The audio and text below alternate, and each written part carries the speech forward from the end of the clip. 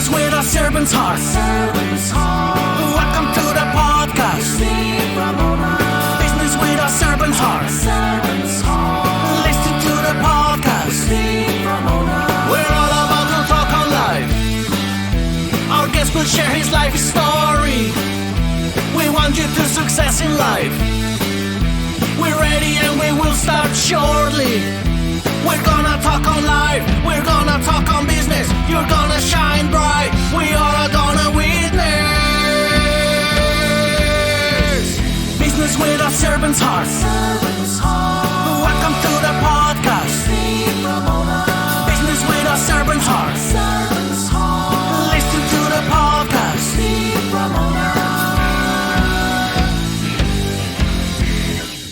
Welcome to Doing Business with a Servant's Heart. I'm your host, Steve Ramona.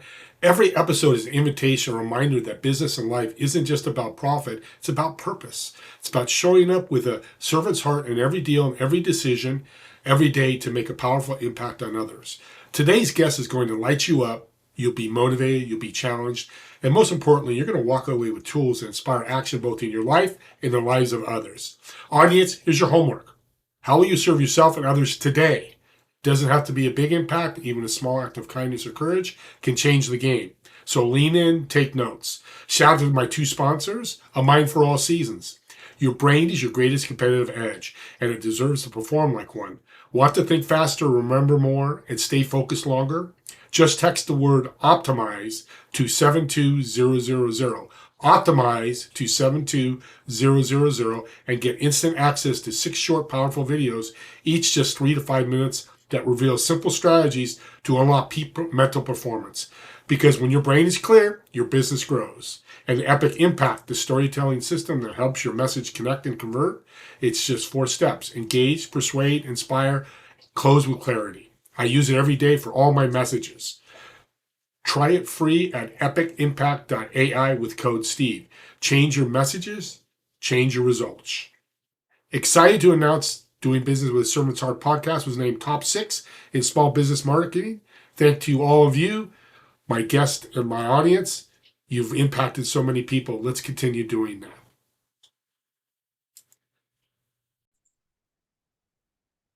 Welcome to Doing Business with a Servant's Heart. We truly have a real servant today. He spent years changing lives and making an impact.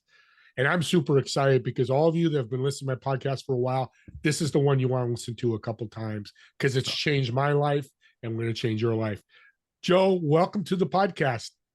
Are you kidding? I've been looking forward to this. You're doing good work. I'm honored and flattered to be here. Amen. Thank you. Let's start with Zero Limits. I just finished the film this morning.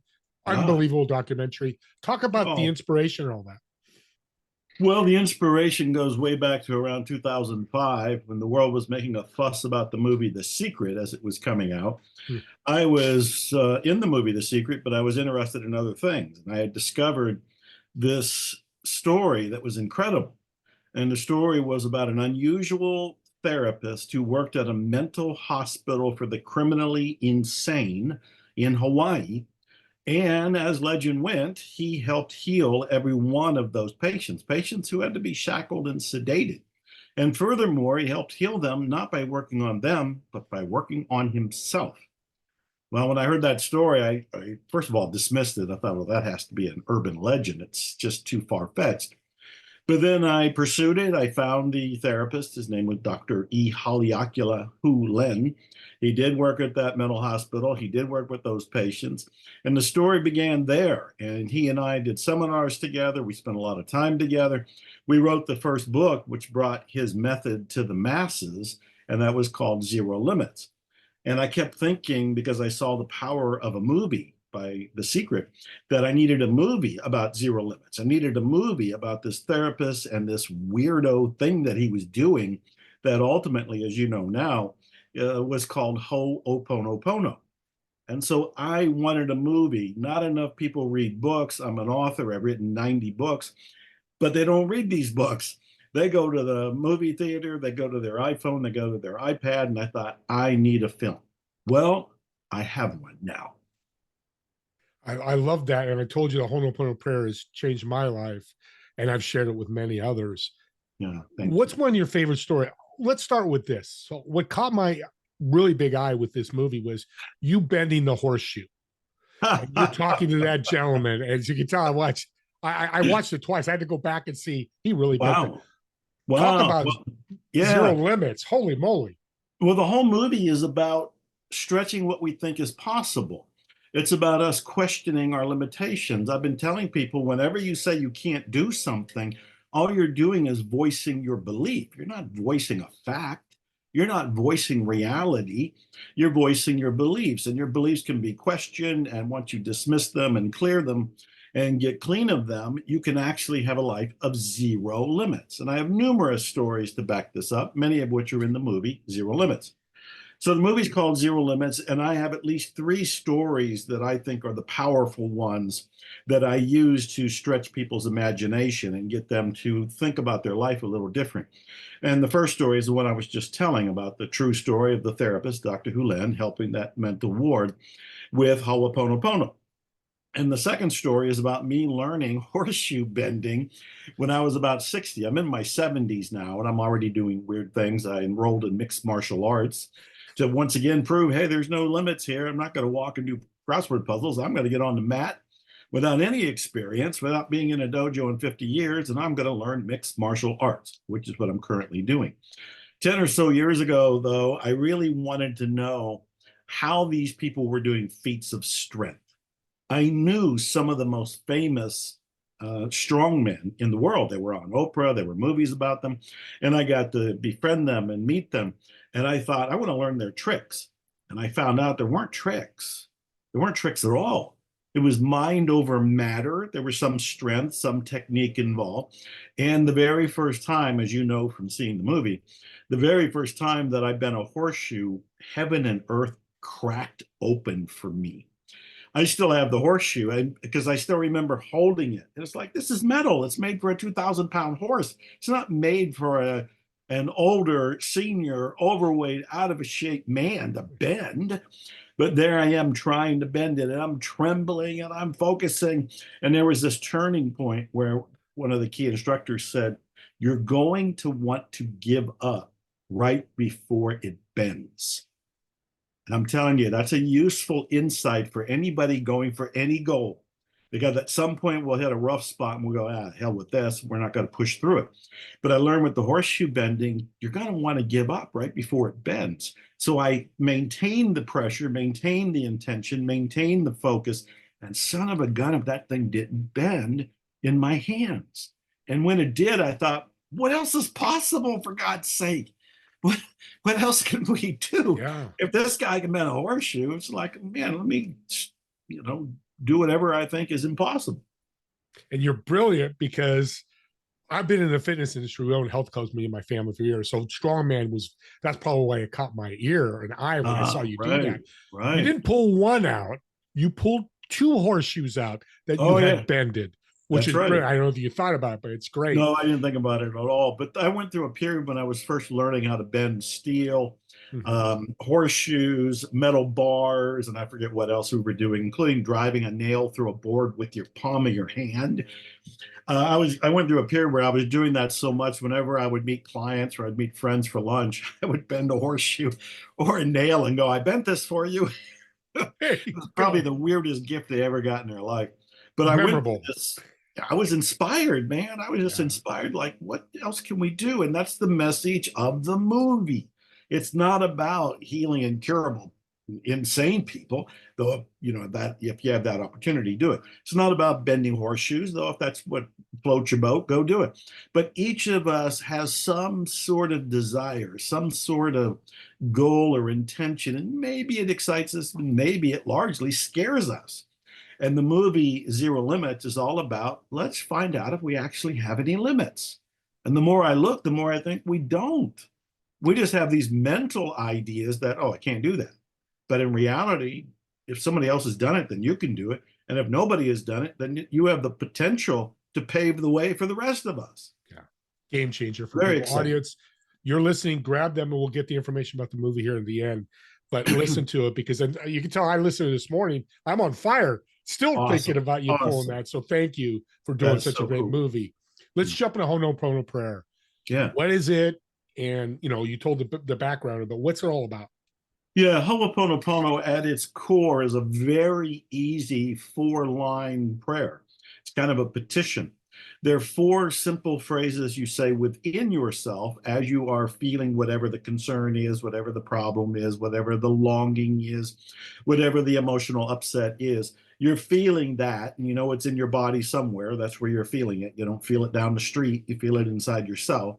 And as you're feeling it, you're saying these phrases inside yourself, not to anybody else, inside yourself, as if you are talking to the creator and whatever that means to you. It could mean God, it could mean the divine, it could be the cosmos. Napoleon Hill had this wonderful phrase, he called it infinite intelligence. And I loved it because he kind of sidestepped the bombs, which are emotional landmines for some people. Because if you say God, well, suddenly they got this image of what God is. Or you say the divine, suddenly they have this preconceived idea what that is. But infinite intelligence just kind of says, oh, there's this wisdom here that's alive and listening, and you can speak to it. You can deliver your request to it. So the very essence of this is you're feeling the upset, you're talking to your creator, and you're saying, I love you, I'm sorry, please forgive me, thank you. That's it, those 4 phrases. And you can say them in any order. I love you, I'm sorry, please forgive me, thank you. I love you, I'm sorry, please forgive me, thank you. Now, I got to tell you, if people are hearing it for the first time, they're like, how in the world does this work? And why is it so simple? And why do you say, I'm sorry, or please forgive me? I didn't do anything wrong. I have, at this point, been doing this for well over 20 years. And I've written 4 books about it. Zero Limits, the first one with Dr. Hew Len, the therapist. Second one was At Zero. Third one was The Fifth Phrase. Fourth one was the most recent book of mine called Zero Limits Living. And now, of course, we have the movie Zero Limits at zerolimitsmovie.com. And all of this is in the direction of explaining to people all you need to do is feel what you're feeling and say these 4 phrases inside yourself as if you are on a invisible internal telephone line to your creator, to God, to the divine, to the cosmos, to infinite intelligence. And you're saying, I'm sorry, please forgive me, thank you, and I love you. And give me 1 more minute to expand on this and unpack it just enough to get people down the road with this. Because they don't need the books, they don't need anything. They can start doing this right now. So I would invite people to consider you've got something going on in your life that is probably not ideal. And maybe it's a relationship problem, a financial problem, a health problem, world peace, concern about the future. There's something going on in our life. That's the nature of the human experience. We latch on to something unpleasant, uncomfortable, something we're longing to correct, and we're frustrated. And I invite people to feel it. And I remind them, you don't feel it outside. You can blame out people on the outside for what you're feeling, but what you're feeling is inside you. This is important. This is fundamentally important. You feel it in you. It's the only place you can feel the problem, in you. So now you're inside yourself. You're feeling the concern. Maybe you don't know at all what to do about this. Wonderful. And maybe you don't know where it came from. You don't know if you attracted it, if you believe in the law of attraction. You don't know if you created it, manifested it, inherited it. You don't know where it came from. It doesn't matter. You're feeling it. It's in you. Now you own it. It's yours. It's in you. And now you go through the I love you, I'm sorry, please forgive me, thank you, to the great something, to the great spirit, to whatever you call it. And the phrases that you're saying are basically shortened versions of this. I'm sorry for whatever I unconsciously have done or my ancestors have done to create this experience in my life. Please forgive me for being blind to my behavior, my thinking, my feeling, my creating. Please forgive my ancestors, going all the way back to the beginning of time, for anything they may have done that came down line and I inherited it as unconscious programming. Thank you for cleaning, clearing, removing, creating a remedy around this situation. Thank you for correcting my perception around this and alleviating the creation of the problem. I love you for the healing. I love you for my life. I love you for the peace that has been brought to me. I love you for the gift of Ho'oponopono. I love you, and you can add whatever you like at that point. So you can see what you're doing here is much more than I love you, I'm sorry, please forgive me, thank you. You are making a request of divinity to correct your perceptions, which are largely unconscious, so that you can have a different reality. And as the story showed and revealed of Dr. Hew Len in that mental hospital for the criminally insane, when he corrected his perceptions, he was only working on himself. He created his perceptions, his world inside himself. The outer reflected it by those patients getting better. This is the power of zero limits living, the power of the movie, the power of Ho'oponopono. Amazing. And it's interesting, as I learned Ho'oponopono 3 or 4 years ago, like I mentioned, where somebody introduced me, she was telling me, I want you to dive into this. In the movie, you talk about the eraser and the pencil. She Yes. did it. She goes, Steve, let me tell you what happened to me. I haven't talked to my dad in 20 years. I took his picture and every day said the prayer and tapped on his picture. And she got a call like 3 weeks later. Wow. Hey, this is Dad. I was just thinking about you. So talk I love about it. that, because I think that's we're getting a little deeper, but my heart's going crazy right now because it's so wonderful. Yeah, it is wonderful. And anything is possible with this process. It's important to realize the only person you're changing is yourself. Even with your friend there saying, I tapped on my father's picture and everything, it wasn't to change the father. It was to change her relationship to his appearance in her life, his energy in her life. All of it is around changing yourself. In fact, the word Ho'oponopono is Hawaiian, and it means to make right. And what we're making right is our perceptions of situations. I've heard from everybody about every possible issue, concern, relationship. I mean, healing animals. I mean, all kind of stuff. One of my favorite stories, which is in my book At Zero, is about when my mother went into the intensive care emergency room and she was on her last hours, not just last days, but she was checking out. She was dying. And I was traveling. I was very busy. She was in Ohio with the family, and I lived in Texas at the time and was traveling. And they called us all in. They called the whole family in. And so I fly to Ohio. I go to this intensive care, and this intensive care is the extra intensive care where there's only 5 people there. 3 of them die while I'm there. And my mother is there, and I am helpless. I am angry. I feel impotent. I feel like I don't know what to do. And the only thing I could do was Ho'oponopono. So I sat on a chair beside her. And the rest of my family's there, and they're dazed and confused. They don't know what to do. I mean, this would be the first death in the immediate family there. Mother, father, 2 brothers, sister. This would be it with my mom checking out first. And so I just sit there and I'm doing Ho'oponopono. I'm not doing it to heal her. I'm doing it to heal me. Now, transparently, I am hoping that by healing me, it makes a difference to her. But the way Ho'oponopono works is it's all about you. And in fact, in Ho'oponopono philosophy, there isn't anybody on the outside. They're all a projection from inside you. You're the movie projector, and everything you see on the outside came from within you. So with that theory, you make the changes on the outside by changing the movie projector. You change yourself. So I sat in that hospital room doing Ho'oponopono, and I don't know if it was an hour or more, but I just kept doing it until the nurse said, you got to go home. Visiting hours is over. We did. I can't say that I was healed. I can't say that I was at peace. I did feel lighter. I did feel better. I went home. Next morning, we go back. We go into the room, and there's my mother sitting on the side of the bed, putting her slippers and shoes on. She wants to go home. And she did go home for the next 4 years. Wow. Well, I mean, there's stories like this all over the place, and there's different techniques that you can use in the movie Zero Limits. You see some of them, as you mentioned, where they're doing the eraser technique and they do the tapping technique, and you'll see people doing group chanting to explain and reinforce Ho'oponopono. But I want your listeners to understand the simplicity of this so they can go right now and think of something bothering them. Go within themselves, feel it inside themselves, say the 4 phrases to whatever their connection is, and just keep repeating it, trusting it's being heard and trusting it is doing something in you, which will affect the outer.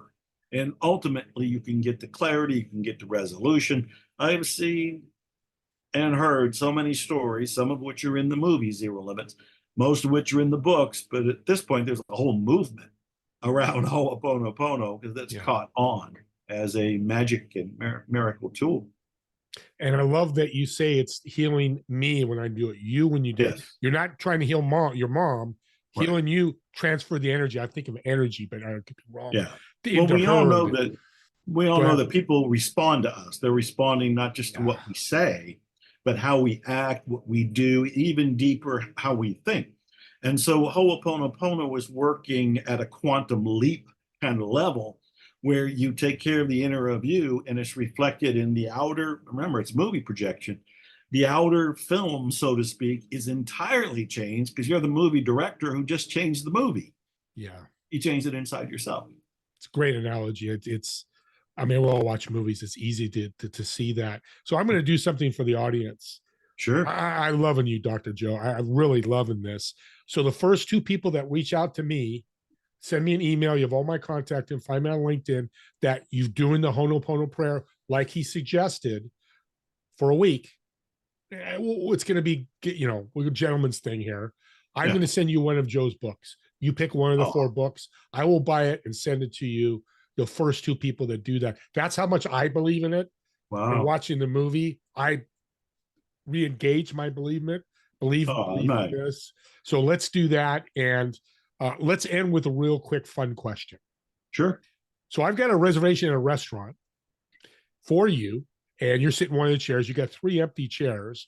Whether dead or alive, who would you want to sit in those chairs to talk to, maybe do some Ho'oponopono prayer? But more importantly, what food would you order for the table as well? What a fun question. I love that. And I do love to go out to eat. I love a good restaurant. I love good service. I love good food. Mark Twain. I'm a big fan of Mark Twain. I've collected a lot of his work and everything. So I'd love to be able to sit there, and whether I tried to match his wit or just listen to whatever he had to say, I would love it. P.T. Barnum. I wrote a book on P.T. Barnum way back in '98. It was republished in 2006. And it was called There's a Customer Born Every Minute. And so I deeply love and respect P.T. Barnum, and they knew each other. Mark Twain and P.T. Barnum knew each other. So they would be old friends getting together. Oh my God, that would be a character clash of some sort or another because you got 2 eccentrics there. I would be there. And because we've been talking about Ho'oponopono, I would have Dr. Hew Len, who passed on a couple of years ago. So I would have these 3 wonderful souls come in, and the differences in them from Dr. Hew Len and this weirdo technique, and P.T. Barnum talking about publicity and marketing, and Mark Twain being the humorist and the comedian and the stand-up jokester, having all of them there. I don't know what they would eat, but I would order steak for me, and I would order it for them too. I know Dr. Hew Len would have a steak. I don't know about Mark Twain and P.T. Barnum, but I don't think they would refuse it or complain. Yeah, I'm with you. I'll be sitting there with you guys. A steak and potato sounds wonderful. How can people get the movie, reach out to you, all your connections so they can find you? Thank you for that. The easiest thing with the movie is go to zerolimitsmovie.com, www.zerolimitsmovie.com. It is on Amazon Prime. It is on Apple TV. So there are other ways to see it, but I think the streamlined way, and no matter where you are, zerolimitsmovie.com is the easiest thing. Me, I'm all over the internet and have been since the early 90s, so I'm pretty easy to find. I'm very active on Instagram, and I'm Dr. Joe Vitale there, Dr. Joe Vitale, Vitale. And with the same handle, you can find me on Facebook and other places. Main website, maybe miraclescoaching.com. I have a coaching program I started 25 years ago, and Ho'oponopono is the heart of it. Miraclescoaching.com. And I appreciate you. Thank you for this moment. I love sharing all of this. You're doing great work, so I'm honored to be here. Thank you. And good, you're Italian, I'm assuming, right? Vitale? Yes, Vitale. Well, Two good Italians making good things happen. God bless you. Audience, go out and get the movie, stream it, like you said, Apple. Again, two people that reach out to do Ho'oponopono prayer consistently for 7 days. Reach out to me, tell me you've done that, and I'll send you a book, one of Joe's books. You pick and choose. With that being said, I want to thank all of me and Joe want to thank all of you for watching or listening to this podcast, and we'll see you all in the next episode of Doing Business with a Servant's Heart. Have a great day, everyone.